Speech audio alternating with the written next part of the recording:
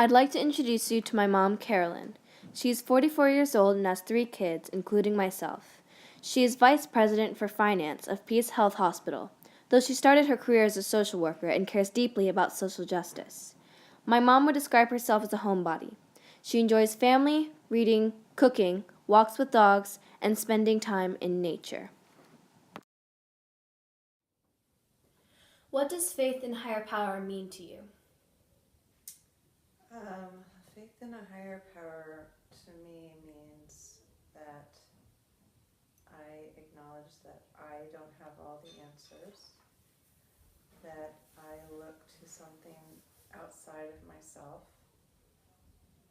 as a source of power in my life, the source of truth, that I don't think that I am my higher power, that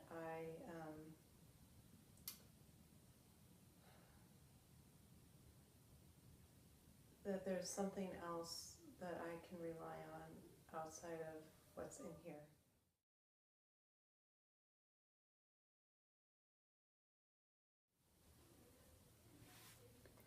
Why do you think it is important for people to have a religion or faith life? I think it's important because I think it connects you to something bigger than yourself. And I think it's very, very easy for us to get lost in our own little thoughts and minds and dramas and conflicts and not having a faith in faith or religion or a spiritual practice allows you to reset on a daily basis who, how you want to be in the world. I think that a spiritual practice gives you structure and guidelines to hang on to when everything else feels like it's going crazy in your life. I think a spiritual practice is an extreme comfort in times of loss.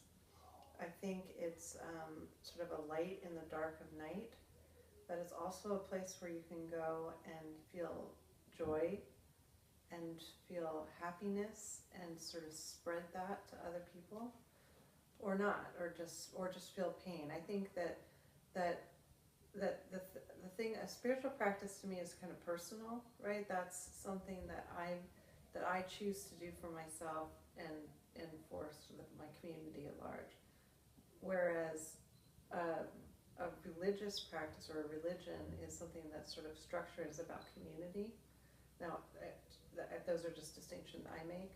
So I look to maybe a religious life as a life that puts me in community with other people, whereas sort of spiritual practices are about how I engage with the world. I don't know if that makes, yeah.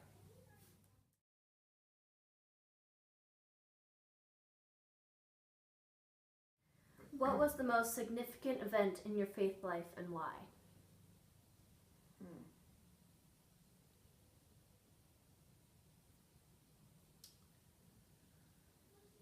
I think, honestly, the most significant moment in my life of faith was 9/11, actually.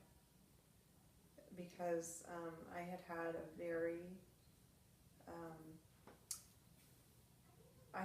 structured religious experience, as particularly in high school, and when 9/11 happened, I was around 30, and I had a 1-year-old, and I was pretty far away from that structured practice, and I had been really questioning a lot of things about it anyway. I had gone through this period of very, very firm belief in a specific ideology, and that had kind of fallen away from me, and I was in a place of just not really knowing what I believed, and not knowing if I believed in anything. And so when 9/11 happened, I remember thinking, watching the towers fall, I remember thinking, well, if I didn't believe it before, now I believe that God is dead. And I had this sort of, that, that was my gut reaction, okay, this puts a pin in it. What I thought, how could, just the sort of the depth of how shaken we all were and how much despair there was in those moments when we apprehended what happened. That was my thought. But over the next few days, what I saw the way people came together, and the way the community, the world community, the community of people of all faiths and religions and backgrounds, even just in New York City, came together. And I just saw, like, in the aftermath of that sort of, that darkness, I saw just so much light. And I just thought, ultimately I felt like it doesn't matter. It doesn't matter, because what I see, I don't even have to name it, I don't have to understand it, I don't have to believe in a specific thing, but what I saw at that moment gave me so much faith in a power greater than a single person, that it just was, it sort of allowed me to become a spiritual seeker again. I wasn't closed off, I was open again, even though I definitely was moving away from what I believed as a young person, but I was moving towards something where I could be open again. That sometimes something horrible has to happen, I think, to sort of open you to an idea of a spiritual place or spiritual seeking.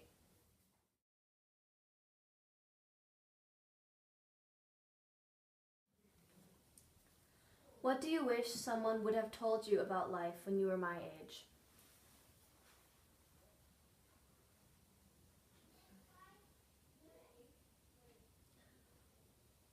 I think the biggest thing is I wish that I had been told to stay open. That you don't have to know. That to me, a spiritual life is about seeking, it's not about knowing.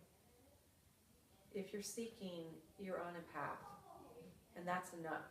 You don't have to have things neat and tidy in a box for you to be living a spiritual life.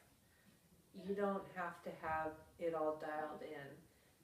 Doubt is as much about belief as anything.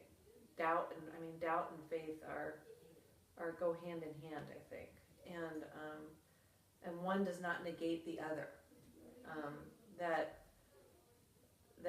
there's just such a.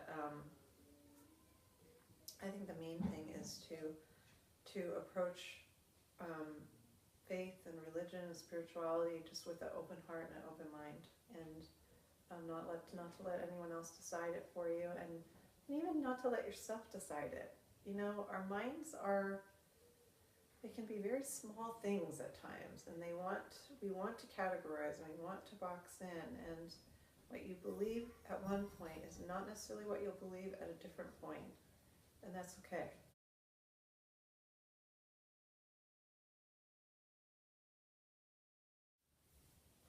What words of wisdom would you like to share with me today?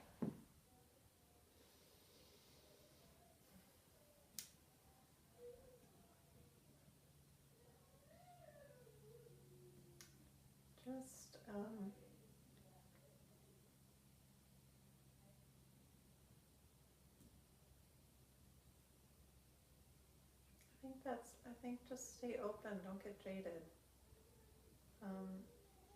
Listen to people.